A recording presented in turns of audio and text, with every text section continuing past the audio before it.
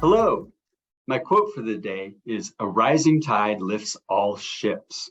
In my industry, this quote is an indictment of stock options and has helped companies move towards relative plans, specifically relative total shareholder return. Some people may know that my nickname is Mr. Relative TSR.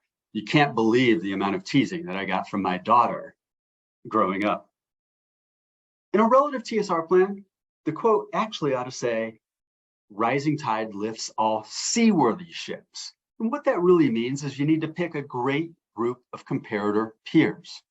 My good friend, Ben Burney, has categorized the 4 types of relative peers into 1, the executive comp peer group that has 14% of prevalence using that, financial peer group, which has 31% of companies using that, a single sector index, which has 27% of companies using that, and lastly, a multi-sector index that has 28% of companies using that.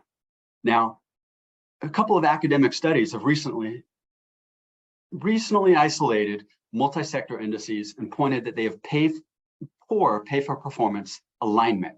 I share their concern, and I tend to argue for companies not to use a multi-sector index like the S&P 500. The new pay versus performance rules ask for a relative total shareholder return comparison against either the executive comp peer group or an index. I'm fearful that the new SEC rules will influence plan design for relative TSR plans, and companies will use less thoughtful peer selection. I hope not. That would be a terrible outcome for these new rules. If you want to hear more about relative TSR plan design and peer selection, reach out to Infinite Equity or send me a note via LinkedIn. Thank you.